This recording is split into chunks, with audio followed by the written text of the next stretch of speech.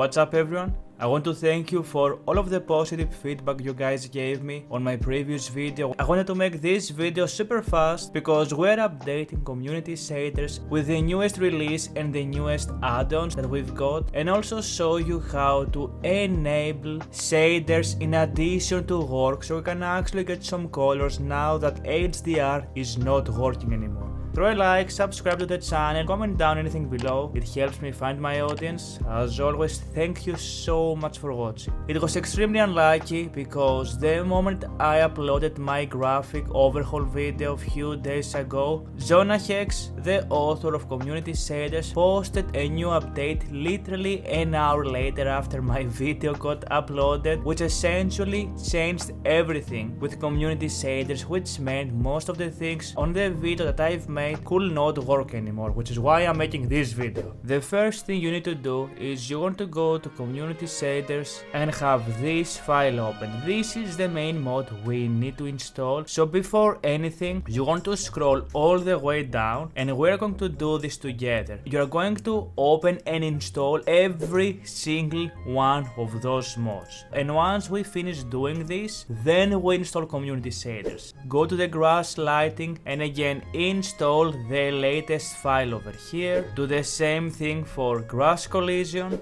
Get the screen space shadows as well. This is me making this video. Grab the light limit fix, the newest update. The subsurface scap, whatever the crap this is called, grab this one too. The wetness effects as well. The water effects, and then the terrain shadows, which is a new addition to community shaders. The screen space global illumination, and also this is something new that I am going to include. Go and grab the light placer as well, which essentially puts a bunch of lights and effects to work in addition with community shaders. As you can see, install the twilight mode as well, which is going to add twilight effects when the sun is down.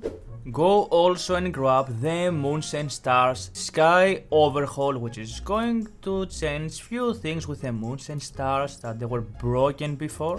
Then install the splashes of storm, which is going to play very nicely with our wetness effects with community shaders. You can install the rainbows remade as well, which is a super cute mod that is going to play rainbows. And install the main file, the first optional file, and also the no initialization notification patch because it looks kinda weird. And also grab the no sunlight through mountains and install that as well.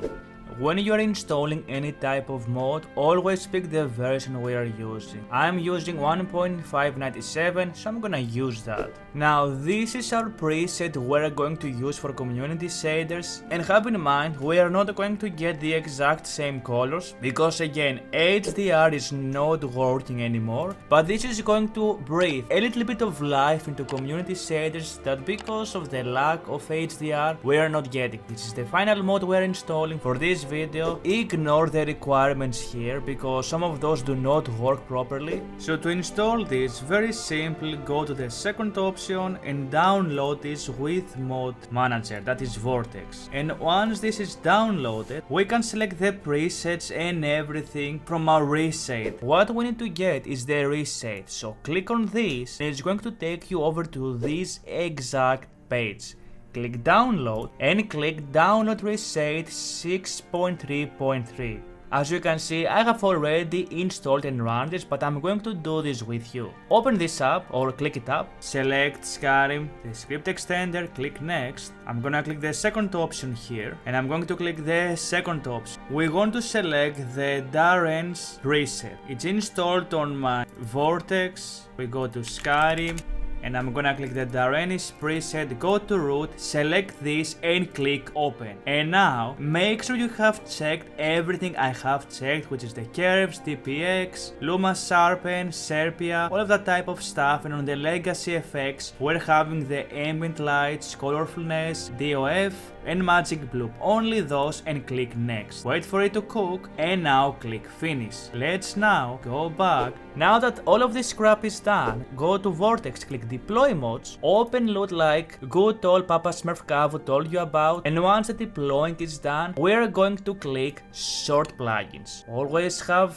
a habit of doing that. Close this, and now it's time to launch Skyrim. This is going to take you around 10 or 20 minutes for the community shaders to be properly installed. Go have a walk outside, grab a coffee, eat a sweet roll, let the game cook, and once this is over with, come back so we fix community shaders and our preset. 2 seconds later. And if you can see the light emitting from the torches, it's because of the mods I've told you about. I think community shaders, guys, they're getting more and more advanced, and I love this so much. And you can see we have some coloring going on.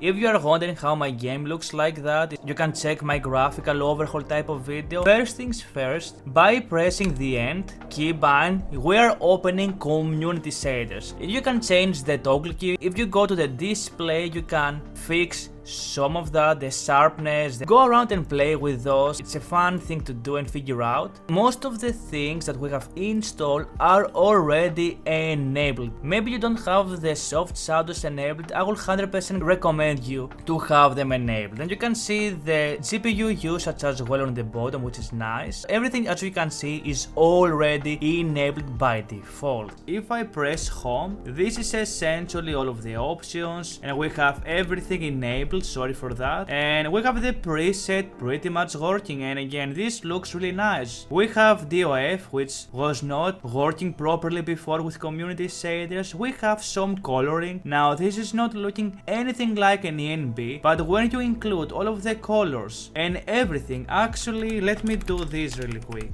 Let's go to a random city and just to see how things look like. With this now, you're going to have the latest version of community shaders, and if any update comes out, you now know how to update your community shaders, and also you now know how to run a preset or reshade to add some extra fancy colors into your Skyrim. This is how the game looks, and if you don't like how dark the game is, you can simply press escape, go to system, go to settings, to display, and the brightness actually adjusts lots of things when it comes to reshade. I like my game looking dark, so I'm gonna leave it slightly below the default. And again, this is how the game looks. Look at the shadows, look at the coloring, guys. This looks absolutely cinema. I can't believe I've used this. This looks so nice in my opinion. It's something that I absolutely love because now we have colors and everything. That being said, that's pretty much all of our coloring. If you haven't managed to... Oh my god, the jump scare, guys, I swear to god. If you want your game to look like my game, you can check my previous video that I've made when it comes to my graphic overhauls, but I'm using essentially Skyland, and oh my god, this looks so damn good, guys. I actually love this a lot. That being said, that was the video, and I will see you guys later. Until then, have fun, Talos be with you.